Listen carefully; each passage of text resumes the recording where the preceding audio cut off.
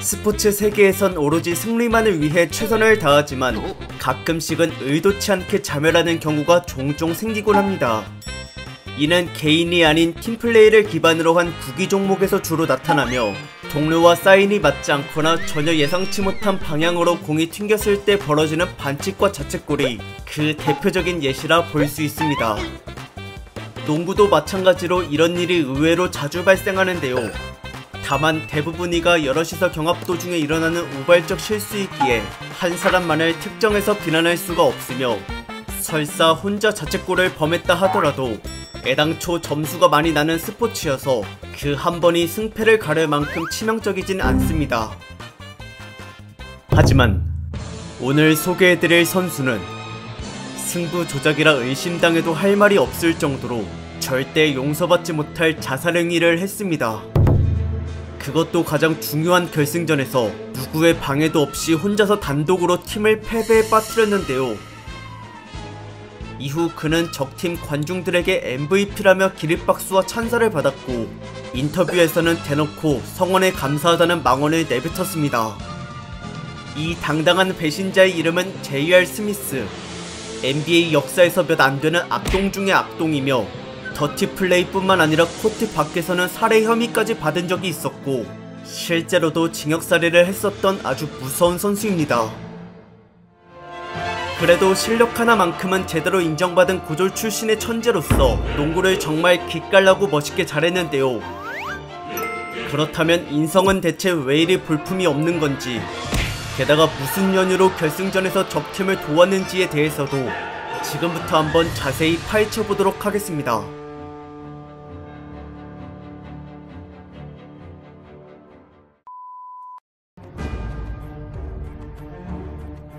J.R. 스미스는 1985년 미국 뉴저지주에서 태어났으며 본명은 얼 스미스 3세이지만 아버지와 이름이 같은지라 아들을 의미하는 주니어에서 스펠링 중 J와 R을 따 J.R. 스미스라는 애칭으로 불리게 되었습니다. 과거 대학농구 선수 출신이었던 아버지는 자식들을 모두 스포츠인으로 키우고자 하였는데 6남매 중 넷째였던 J.R은 5살 때 농구를 처음 배웠고 게다가 위에 형과 누나들이 미식축구와 투포환 그리고 야구 등 여러가지의 종목들을 하고 있었기 때문에 이에 대한 영향으로 그도 스포츠를 다양하게 접했습니다. 그리고 항상 형제끼리 경쟁을 치열하게 벌이다 보니 어릴 때부터 실력과 승부욕에 일찍 두각을 드러냈으며 그렇기에 보통 만 6살에 입학하는 초등학교를 1년 더 빨리 들어갔음에도 불구하고 같은 학년뿐만 아니라 2~3살 위의 상급생들까지 가뿐히 이겼습니다. 12살 중학생 때에는 길거리 농구에서 16살 고등학생들과도 맞먹을 정도였다고 하는데요. 그런데 평소 주변인들의 시기와 질투가 너무나 심했던지라 운동을 그만두고 싶을 만큼 매우 괴로워했습니다. J.R이 다니던 중학교는 총 인원의 90%가 백인 학생이었는데 흑인이라는 이유만으로 그들에게 온갖 멸시와 인종차별을 받았으며 스포츠 성적이 뛰어나도 이와 상관없이 조롱은 계속되었습니다. J.R은 처음에 의기소침해했지만 시간이 지날수록 가슴속에 분노가 가득해져 반항아적 기질을 갖게 되었고 한동안 폭력과 절도 등 여러 불량스러운 짓들을 일삼고 다녔습니다.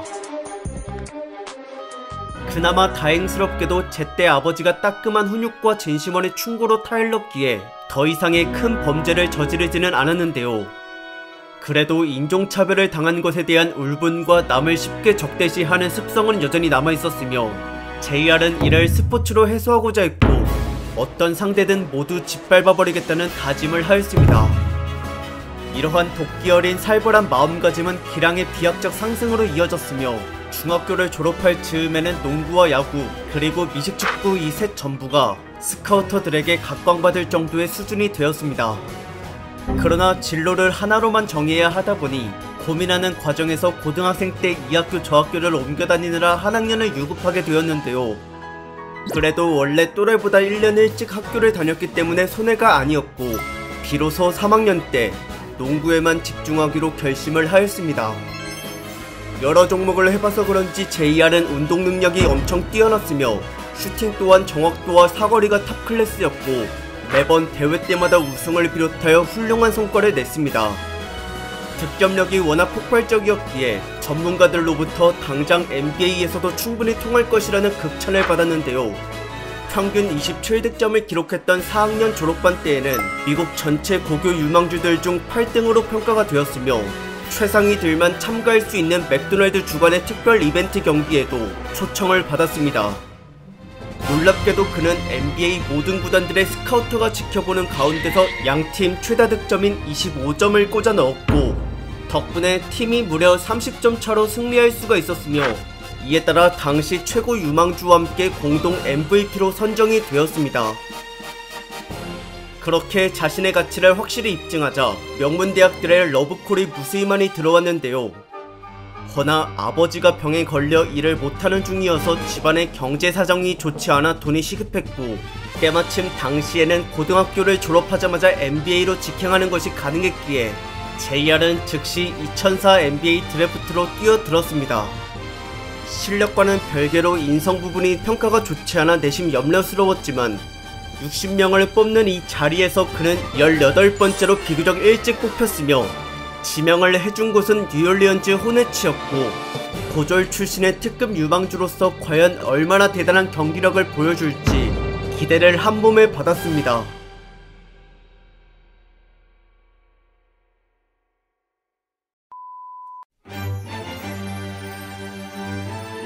공격에서의 탁월한 재능으로 불과 19살의 NBA 입성을 성공한 J.R. 스미스.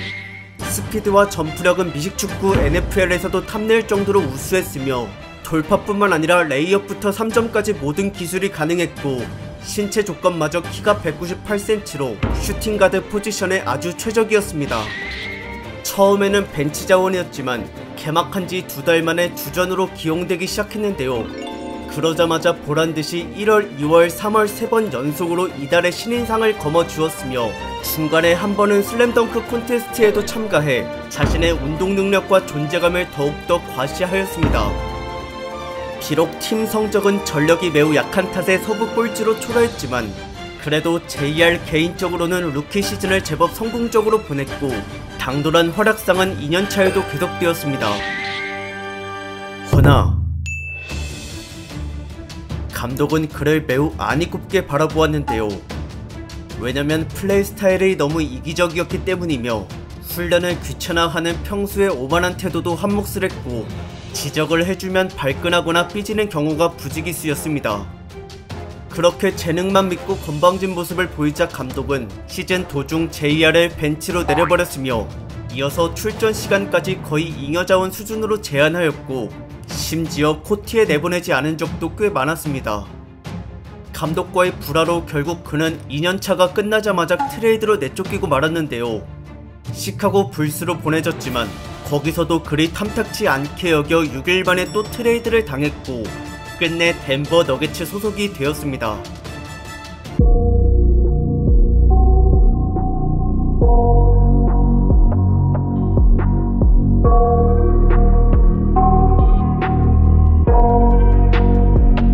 운전과 교통사고 등 사회적 물의도 자주 빚었고 그러다 기어코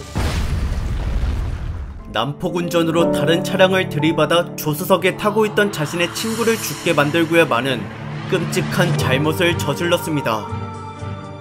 이에 대해서는 나중에 2년 뒤 법원으로부터 유죄 판결이 났으며 그리고 이로 인해 고졸 출신의 선수는 기본 소양이 부족하다는 평소 농구 팬들의 인식이 더욱더 짙어지기도 하였습니다.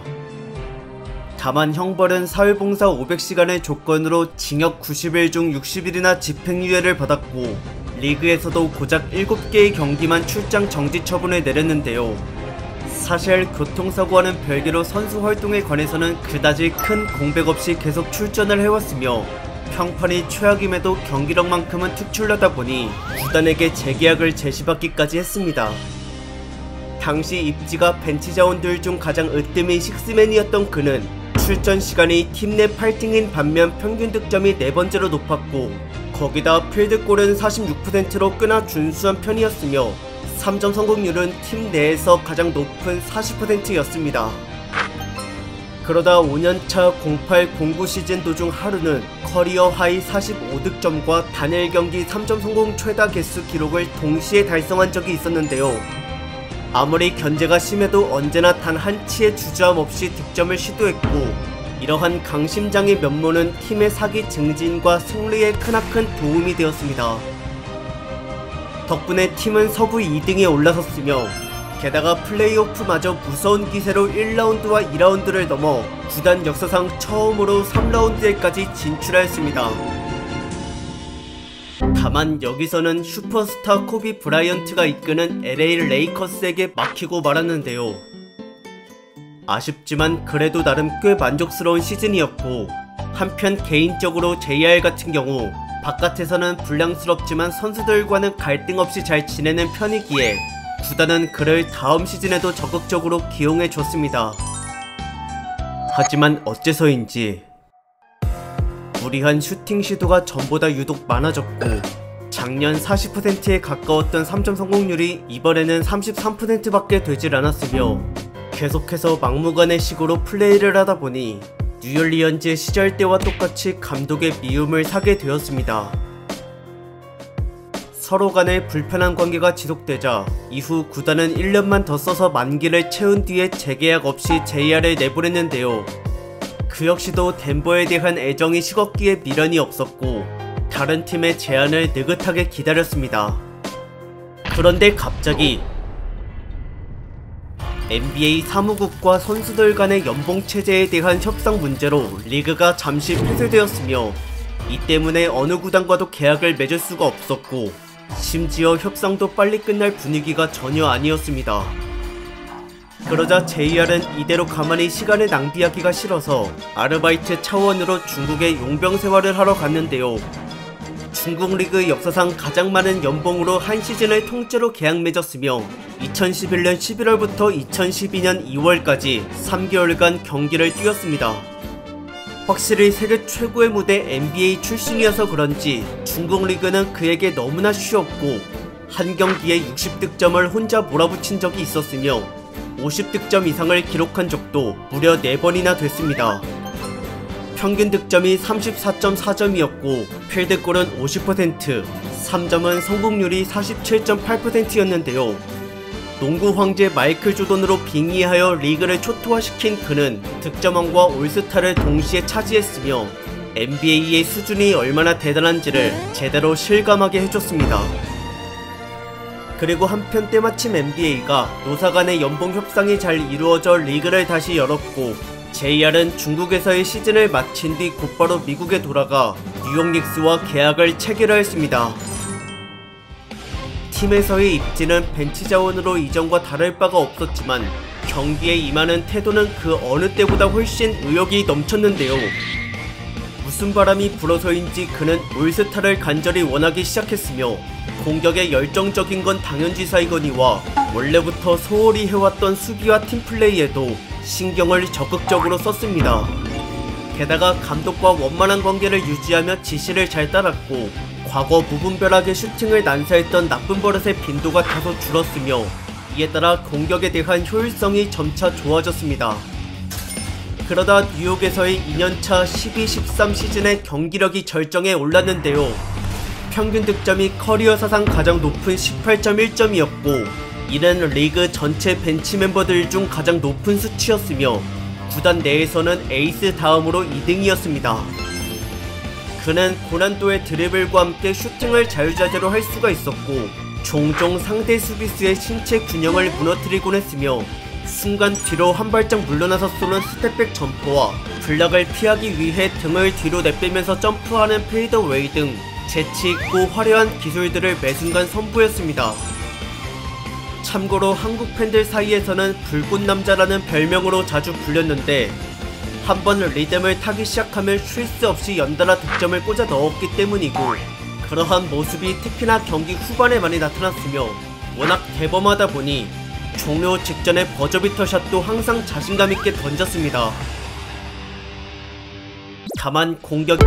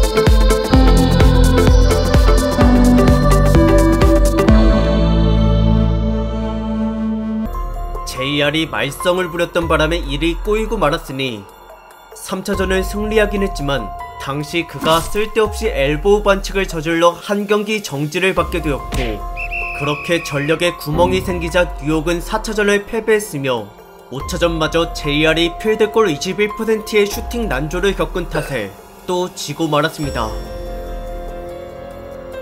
그래도 운이 좋게 6차전만큼은 상대의 경기력이 더 엉망인 덕분에 승리를 거둘 수가 있었는데요. 허나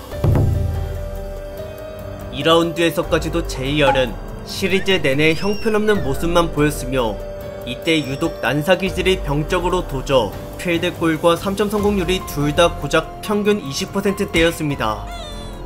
오죽하면 감독과 팀원들이 대놓고 비난할 정도였고, 거기다 심지어 컨디션 조절과 연습은 내팽개치고 매일 밤 클럽을 나돌아다니기까지 했습니다. 이처럼 코트 안팎으로 막장이었기에 결국 뉴욕 닉스는 2라운드에서 탈락하고 말았는데요. 그런데 오히려 구단은 정규 시즌 때의 활약상을 감안하여 재계약을 해줬으며 여기에 한술 더 떠 난데없이 JR의 친동생을 영입하였습니다. 하지만 명백히 수준 미달의 선수이기에 논란거리가 됐었고, 동생을 향한 주변인들의 질타에 발끈한 JR은 SNS로 욕설을 하다 징계를 받았으며, 한편 그 와중에 약물 테스트에서 금지 항목인 대마초 성분이 검출되어 5경기 출장 정지 처분까지 받았습니다. 그리고 시즌 도중 동생이 방출되자 JR은 더욱더 진상짓을 벌였는데요. 구단에 대한 애정이 식었음을 인터뷰 자리에서 공개적으로 드러낸 적이 있었고, 경기 때는 이기적인 플레이가 잦았으며 또한 상대 선수의 신발끈을 푸는 부상을 야기할 만한 짓까지 수억 번 했습니다. 이걸로 벌금 5만 달러의 징계를 받았으나 반성의 기미는 눈꼽만큼도 없었고, 프로답지 못한 철없는 행동의 구단은 재계약을 후회하며 JR을 트레이드 매물로 내놓았습니다. 그러나 누구도 이 문지아를 데려가고 싶어하지 않았기에 다음 시즌에도 억지로 붙들고 있었는데요. 더군다나 당시 팀 순위마저 꼴찌라 분위기가 매우 어두웠으며 계속되는 연패 때문에 JR 역시도 의욕이 바닥났고 오로지 탈출할 날만 손꼽아 기다렸습니다.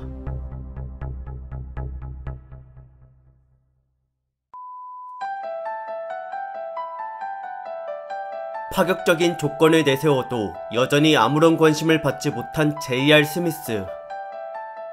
하지만 시즌 중반이 되자 드디어 마침내 거래가 성사되었습니다. 뜻밖에도 그를 받아들인 구단은 우승후보 클리블랜드 캐벌리어스였으며 거기엔 슈퍼스타 르브론 제임스가 군림 중이었고 그 외 다른 거물급 선수도 2명이나 더 있었습니다. 하지만 원래는 클리블랜드가 JR 영입을 주저했었는데요. 그러나 르브론이 JR의 재능을 높이사 그에게 기회를 주고 싶어 했고 멘탈 문제에 관해서는 자신이 도맡아 해결하겠다며 구단 수뇌부들을 안심시켰습니다. JR은 자신을 환영하고 이끌어주는 르브론의 리더십에 매료됐으며 꼴찌에서 우승후보로 팀이 바뀌었기에 승부욕이 다시 불타올랐고 입단한 지 2번째 경기만에 벌써 양팀 최다 득점을 기록하였습니다. 이전까지와 달리 여기서는 선발로 기용이 되었는데요. 평균 40%에 육박한 3점 성공률을 자랑하며 조력자로서 제 역할에 충실하였고 난사기질과 개인 플레이가 눈에 띌 정도로 줄었으며 동기부여를 갖게 해준 르브론에게는 보다 더 패스 지향적인 모습을 보였습니다. 이처럼 별다른 아집이 없자 구단은 연승가도를 달릴 수 있었고 한 번은 12연승을 달성한 적이 있었으며 승리에 도취한 JR은 뉴욕에서와의 정반대로 농구를 즐기는 표정이 다분했습니다. 그는 플레이오프에서도 좋은 활약을 이어갔고 1라운드를 4연승으로 한 번에 통과했는데요. 비록 4차전 때 폭력을 휘둘러 2경기 출장 정지당하는 민폐를 끼치긴 했지만 이에 대해선 복귀하고 난 뒤 충분히 만회를 했으며 2라운드 때 평균 필드골이 50%, 3점 성공률이 44.4%였고 이러한 안정적인 득점력 덕분에 구단은 무난히 3라운드에 올라설 수 있었습니다. 그리고 여기서는 1차전부터 3점을 12개 중 8개나 꽂아넣는 어마무시한 폭발력을 발휘했으며 시리즈 동안 팀 내에서 평균 득점이 르브론 다음으로 높았고 1라운드 때와 똑같이 4대0 완승을 거두어냈습니다. 이로써 그는 생애 처음으로 결승전 무대를 밟았는데요. 허나 유감스럽게도 하필 구단에 부상자들이 많아 여러모로 불리했으며 시간이 지날수록 남은 이들의 부담감과 체력 소모가 급속도로 심해졌습니다. 이 때문에 JR은 재기량을 내지 못해 고전하였고 그나마 르브론이 고득점으로 분전하였으나 아무래도 혼자다 보니 한계에 부딪힐 수밖에 없었으며 이에 결국 클리블랜드는 적팀 골든스테이트 워리어스에게 2대4 패배로 무릎을 꿇었습니다.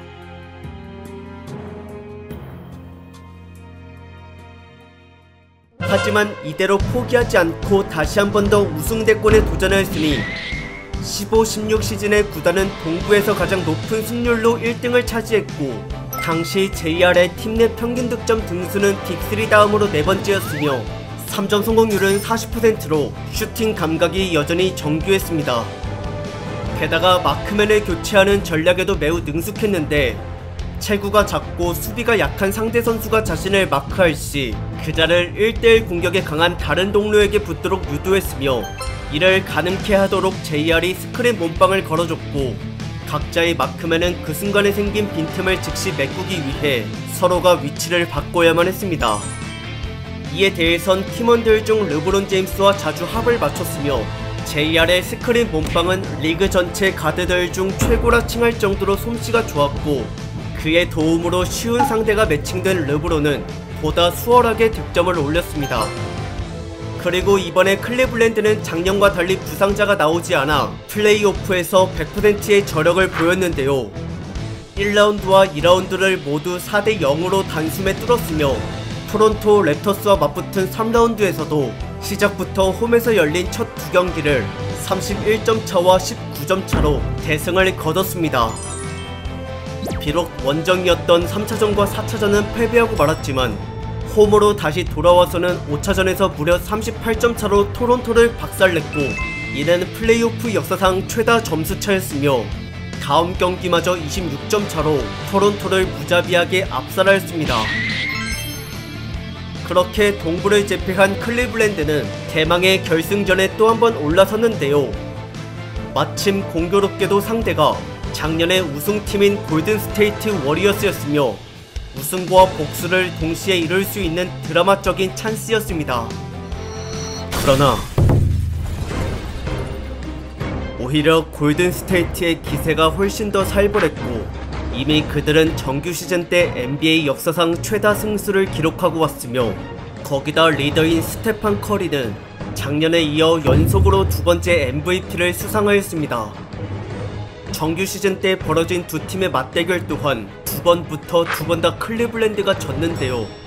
이번 결승 역시도 시작부터 골든스테이트가 일방적으로 주도권을 잡아 흔들었고 탄탄한 수비와 3점 폭격에 클리블랜드는 맥을 못 추렸습니다. 1, 2차전 원정 때 JR은 공잡을 기회가 거의 없었으며 필드골마저 33%로 최악이었고 득점은 5점도 채 넘지 못했습니다. 그러고 결국에는 그 두 경기 모두에서 15점 차, 33점 차로 처참히 깨졌는데요. 하지만 거짓말 같게도 홈에서 펼쳐진 3차전은 클리블랜드가 30점 차의 대승을 거뒀으며 이날 유독 상대의 주력 멤버들이 1쿼터부터 부진에 시달렸고 그 틈을 타 점수를 크게 앞서 나갔습니다. 이날 20득점을 낸 JR은 르브론에 필적할 만큼 기여도가 상당했으며 50%의 성공률을 자랑했던 3점은 대부분이 수비수를 달고 쏜 것이었고 게다가 따라잡힐 가능성의 여지가 생길 때마다 골을 터뜨려서 덕분에 경기 종료까지 리드를 계속 유지할 수가 있었습니다. 완벽한 승리로 분위기를 끌어올린 클리블랜드는 기세를 몰아 4차전도 잡으려 했는데요. 허나 안타깝게도 결과는 패배였습니다. 필드골은 골수보다 높았지만 3점 성공률이 너무나 바닥이었고 심지어 골수는 전체 야투 성공 개수의 절반 이상이 3점이었기에 그만큼 점수의 증가폭 차이가 컸습니다. 참고로 득점을 가장 많이 올린 자는 2연속 MVP도 모자라 이번 시즌 득점왕에까지도 올랐던 스테판 커리였는데요. 3점 성공률이 무려 53%였으며 반면 JR은 고작 25%밖에 되지 않았을 뿐더러 필드골마저 주전 선수들 중 가장 낮았고 그가 저지른 실책은 끝내 패배를 초래하고 말았습니다. 시리즈 스코어가 1대3으로 뒤쳐져 이제는 정말 물러날 곳이 없었으며 더군다나 다음 경기가 원정이기에 전망은 더욱더 암울했습니다. 그러나 놀랍게도 오히려 이 위기가 클리블랜드를 각성시켰는데요. 르브론 제임스를 포함해 주축 선수 2명이 동일하게 41득점이나 꽂아 넣었고 이 대활약 덕분에 구단은 접전 끝에 승리를 거둬 부사일생으로 살아났으며 그리고 6차전에서도 르브론이 투혼을 불살라 전판과 똑같이 41득점을 몰아쳤습니다. 또한 다른 팀원들 역시 경기력이 준수했고 이때는 JR도 폼을 되찾아 슈팅과 패스로 공격 포인트를 열어냈으며 그렇게 모두가 최선을 다한 결과 한 번 잡은 주도권을 끝까지 유지하여 완벽하게 승리를 거뒀습니다. 우여곡절 끝에 드디어 마지막 7차전까지 도달한 클리블랜드. 진검승부인 만큼 이번 경기는 그 어느 때보다도 치열한 접전이었고 수비가 둘 다 견고하다 보니 저득점 양상이 계속 이어졌는데요. 한 번의 실수라도 손해가 막심한지라 다들 신중을 기했으며 JR은 르브론이 1대1 공격을 쉽게 할 수 있도록 틈날 때마다 스크린 몸빵을 걸어 상대 마크맨을 교체해줬습니다. 허나 전반적으로 골스의 화력이 좀 더 셌기에 클리블랜드는 이 쿼터가 끝났을 당시 7점 차로 뒤처져 있었고 안 그래도 원정이어서 이를 따라잡기가 좀처럼 쉽지 않아 보였습니다. 하지만 3쿼터가 시작되자 순식간에 전세가 다시 대등해졌는데요. 클리블랜드를 일으켜 세운 자는 바로 JR 스미스였으며 빽빽한 수비벽을 넘어 미들슛 하나와 3점 2방을 연달아 꽂아 넣었고 불꽃남자 정대만을 보는 듯한 참으로 대단한 폭발력이었습니다. 추격의 발판이 놓이자 구단은 이 기회를 놓치지 않고 동점을 이루어냈으며 그러고 나서는 곧이어 역전까지 성공해 드디어 희망이 보이기 시작했습니다. 그러나 상대 반격 또한 거세 좀처럼 승기를 잡을 수가 없었고 서로가 한두 점 차이로 엎치락 뒤치락거리는 진흙탕 싸움이 벌어졌는데요. 실점을 막기 위해 양측 모두 온몸을 내던졌으며 경기 종료까지의 남은 시간이 겨우 1분밖에 되지 않았음에도 점수는 여전히 동점이었고 이제는 정말 기회가 거의 없었습니다. 당시 공격권을 갖고 있던 클리블랜드는 무슨 수를 써서든 득점을 성공시켜야만 했으며 주축 멤버 3명 중 1명인 카이리 어빙이란 선수가 해결사로 나섰고 이에 발맞춰 그가 쉽게 공격할 수 있도록 JR이 스크린 몸빵으로 마크맨을 바꿔치기 해줬습니다. 그러자 부담감을 덜은 어빙은 자신감 있게 3점으로 승부수를 띄웠는데요. 이는 시야 방해를 뚫고 정확히 골대에 적중했으며 그 즉시 클리블랜드는 3점차 리드를 지키기 위해 저런 수비에 필사적으로 임했고 반면 동점을 노린 스테판 커리의 3점은 다행히도 빗나갔습니다. 그리고 이후 마지막으로 남은 한 번의 기회마저 골스는 실패하고 말았으니 이로써 마침내 클리블랜드는 그토록 고대하던 우승을 차지해냈으며 아무 희망도 없었던 절망 속에서 이루어낸 기적의 역전 드라마였습니다.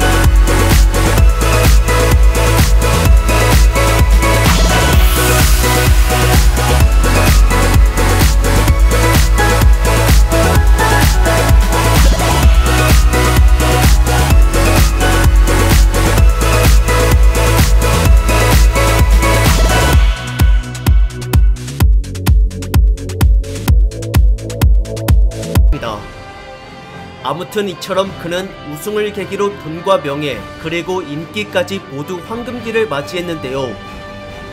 하지만 당혹스럽게도 그 이후부터는 정녕 1년 전과 같은 사람이 맞나 싶을 정도로 경기력이 엉망이었습니다. 슈팅가드임에도 불구하고 16-17 시즌 그의 필드골은 겨우 34.6%밖에 되질 않았으며 심지어 이 수치가 팀 내 꼴찌였고 거기다 3점 성공률까지 맨 뒤에서 두 번째였습니다. 중간에 엄지손가락 부상을 당한 적이 있어 이것이 경기 감각에 악영향을 미치긴 했지만 그것만이 유일한 원인은 아니었으며 개인적으로도 당시에 그는 남들보다 5개월 일찍 미숙아로 태어난 딸이 하나 있었고 아이의 생명이 너무나 걱정돼 경기에 집중을 할 수가 없었다고 합니다.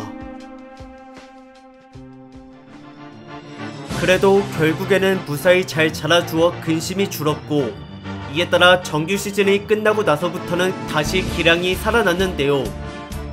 놀랍게도 플레이오프에서는 평균 필드골이 50%나 됐으며 게다가 3점 성공률마저도 50%였고 이 경이로운 활약에 힘입은 클리블랜드는 1, 2, 3라운드를 통틀어 12승 1패로 단숨에 뚫었습니다. 그리고 결승 상대는 작년에 굴복시켰던 골든 스테이트였는데 허나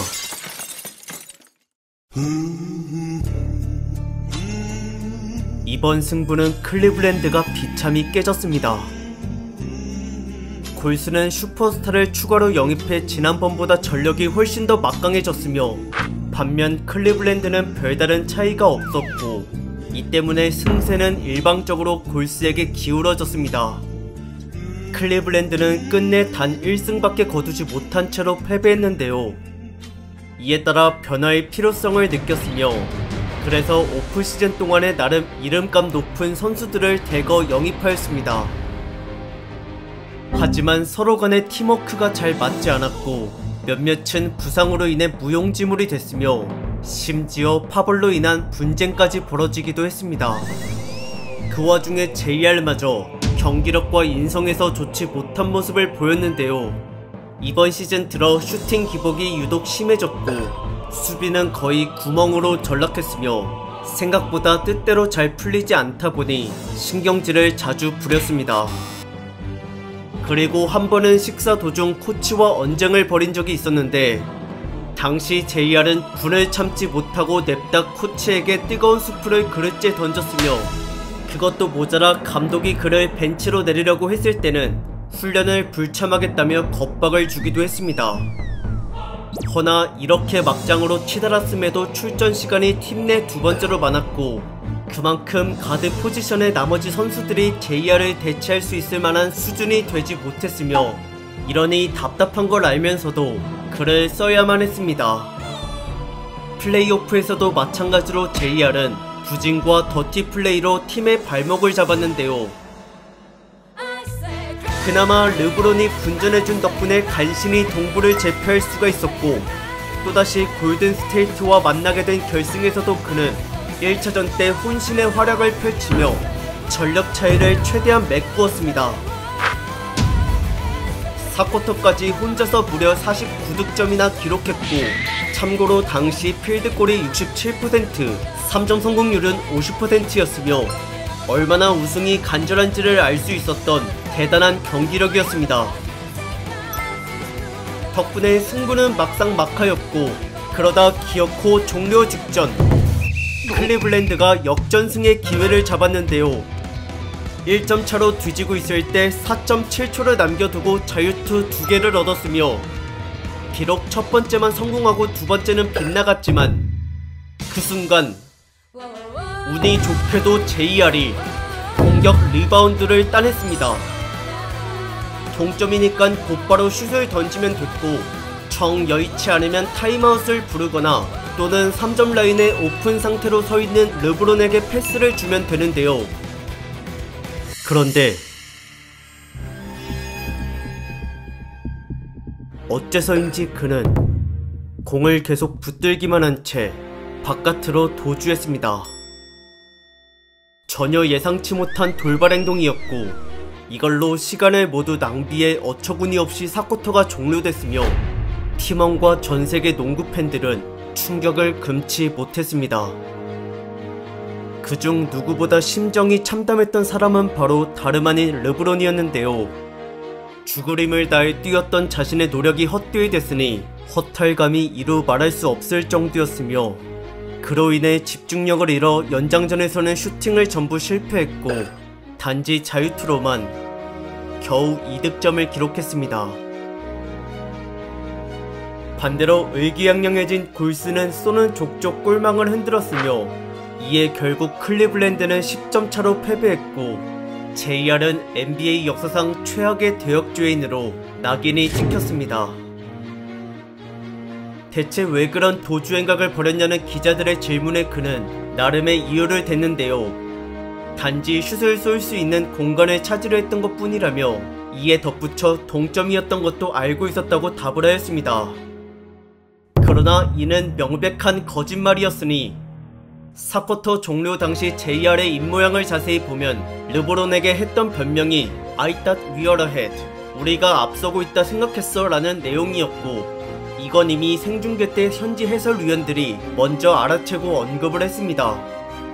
그러니 이를 도망치는데 급급했던 것이며, 1차전 패배에 격노한 르브론은 화이트보드에 화풀이를 하다 손에 타박상을 입었고, 누구 하나 멘탈이 온전하지 못했던 클리블랜드는 결국 전력차를 극복하지 못한 채 시리즈 스코어 4대0 완패로 굴복하였습니다. 이후 르브론이 다른 곳으로 떠나자 구단은 할 수 없이 리빌딩에 들어갔는데요.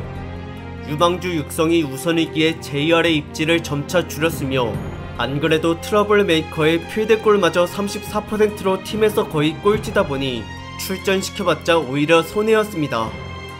피차 일반으로 JR 역시 약팀에서 뛰기 싫은지라 의욕이 별로 없었고, 그래서 구단과의 합의하에 초반 11경기만 뛰고 그 이후로는 아예 얼굴을 비추지 않았으며, 시즌이 끝나고 난 뒤에는 방출로 자유계약 신분이 되어 다른 팀을 알아보러 갔습니다. 하지만 34살의 노쇠한 몸에 성질머리와 기량까지 안 좋다 보니 어디서도 영입 제안을 받지 못했는데요. 이런 경우가 처음이라 당혹스러웠던 그는 애써 현실을 부정했지만, 공백기가 점점 길어지자 괴로움이 더욱더 깊어졌고 농구를 그만둘지 말지 하루에 수십 번을 고민했다고 합니다. 그런데 뜻밖에도 19-20 시즌 막바지에 그것도 우승 후보인 LA 레이커스가 JR과 정식 계약을 맺어주었습니다. 거기다 심지어 공교롭게도 그 팀의 리더는 르브론 제임스였는데요. 그는 지난 과오를 모두 덮고 열렬히 환영해 주었으며, 클리블랜드에서의 첫 만남 때처럼 또다시 JR의 가슴속에 동기부여가 불지펴졌습니다. 허나 제 아무리 열정이 뜨겁다 해도 정작 기량은 저조했기에 3점 성공률이 10%조차 되지 못했고, 가장 중요한 플레이오프 때는 아웃라인을 밟은 채로 슈팅하는 민망한 실수를 저지르기도 했으며, 정말로 수준이 답답하다 못해 안쓰러울 지경이었습니다. 그도 이제는 스스로 인정하는지 출전 시간이 적어도 불만을 갖지 않았는데요. 대신 응원이라도 열심히 하여 미약하게 남아 동료들에게 힘을 실어줬고, 그 사이 레이커스는 1라운드와 2라운드 그리고 3라운드까지 통과해 결승 무대를 밟았으며, 여기서도 압도적인 실력차를 보이며 마침내 기어코 왕좌를 차지하였습니다. 그렇게 JR은 또다시 말년에 르브론과 우승을 함께했고, 이후 아무 미련 없이 쿨하게 농구판을 떠났는데요. 비록 말도 많고 탈도 많은 선수이긴 했지만 그래도 경력 자체는 무려 16년을 뛰며 우승까지 2번이나 경험한 나름 성공적인 커리어였습니다. 그리고 현재는 대학에 들어가 골프 선수로 제2의 커리어를 준비하고 있는데, 신입생 첫 학기부터 학점을 만점 받아올 정도로 의욕이 가득 차 있으며, 현역 때도 그렇고 확실히 멀리서 공을 넣는 감각은 좋은 편인 듯 합니다. 괜히 잘못 치는 바람에 골프에서까지 역주행을 벌일지는 잘 모르겠지만 어쨌든 클리블랜드에서의 그 사건은 농구 팬들에게 평생 기억될 만큼 임팩트가 컸고, 개인적으로 이보다 더 황당무계한 트롤 짓은 여태껏 없었다고 생각하며, 또한 앞으로도 계속 JR이 원탑일 것 같습니다.